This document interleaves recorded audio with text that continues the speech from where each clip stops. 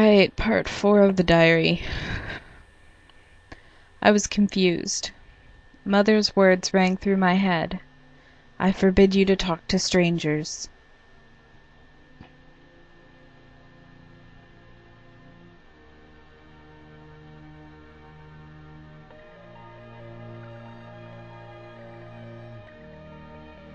How do you feel about me?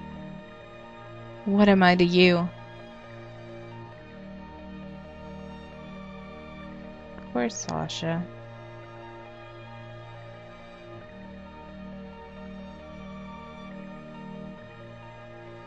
Sasha kept talking. I still hadn't replied.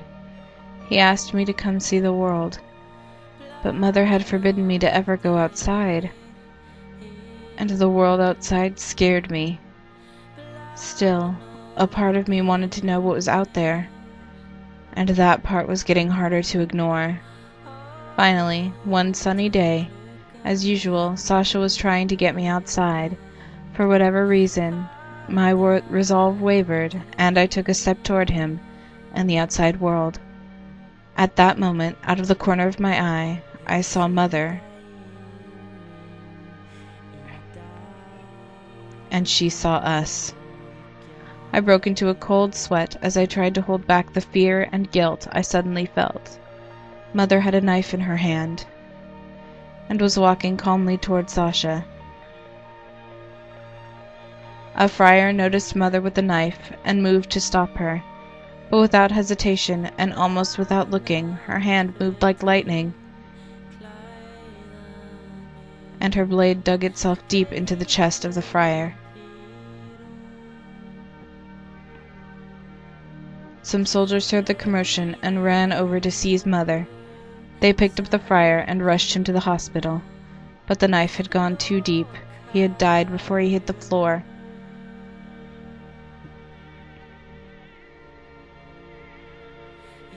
I was in a daze. I barely remember going back to my room. I sat in my room, frozen, my mind struggling to make sense of what I'd seen, of my emotions.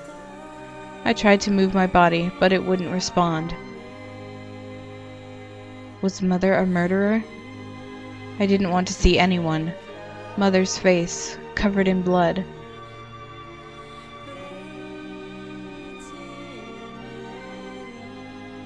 The image won't go away.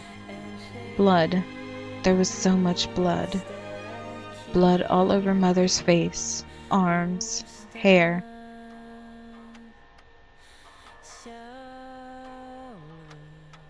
I was used to the smell of blood, and I knew that Mother was a torturer, but I'd never actually seen her kill someone before. I felt like I was about to go crazy.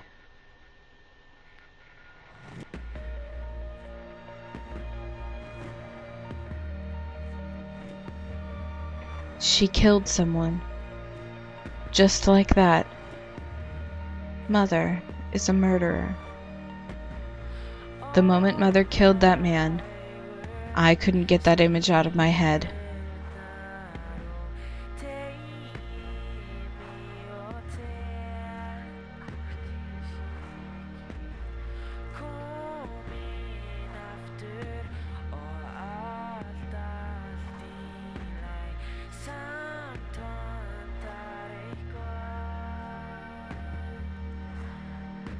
After that incident, Mother was forbidden to leave her base.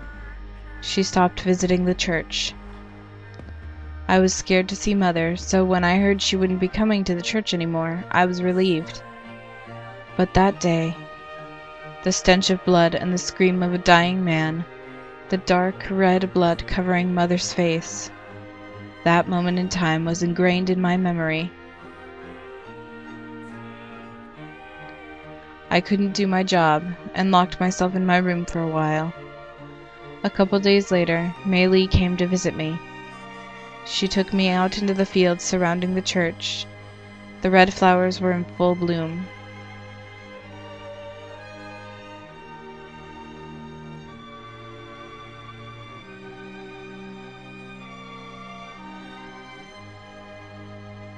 It was the same place Mother and I had visited so many times when I was young. The smell of the flowers. The smell of blood that followed my mother. Memories of my childhood rushed back. And along with them, the memory of my mother murdering someone. Emile spoke.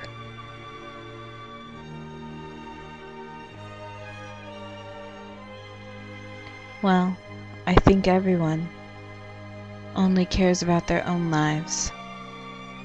Your mother, she's not the murderer you think she is.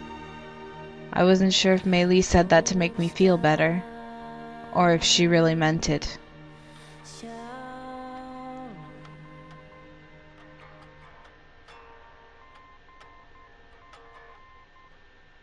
Whatever the case, every time I saw the red fields, I thought of Mother. She never let me out of her sight when she came to the church. She always held my hand and kept me next to her. And I desperately tried to live up to her expectations. The smell of blood and her cold hands. She never smiled, and she had such long, silver hair.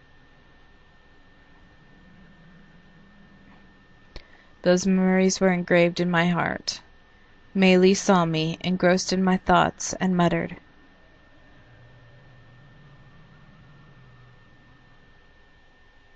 "Mortelle Theresia, you remind me of her." About a year had gone by, when suddenly the Epicari virus began to spread again. Stockpiles of the treatment were nearly depleted when the outbreak occurred. The results were devastating. The infected turned hostile, some turning on the healthy, some just killing each other. They were put in chains and kept under tight surveillance. Even with such extreme measures, the spread of the virus could not be contained. It was decided that the village and the church would have to be evacuated. The survivors would be relocated to an underground facility the troops had used as a base. The villagers said it had been used for torturing. It was a cold, dark place that reeked of blood. Mother.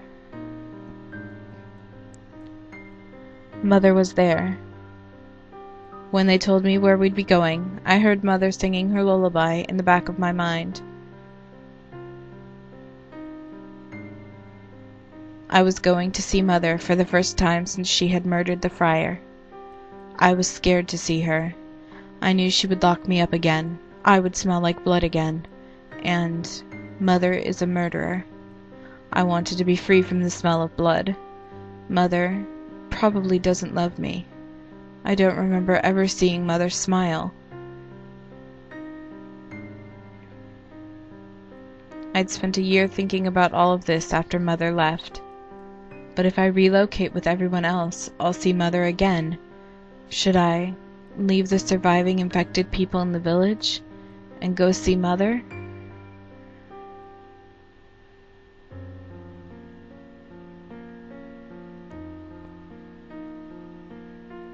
If you stay here, you will be killed. You must come with us. Let's go.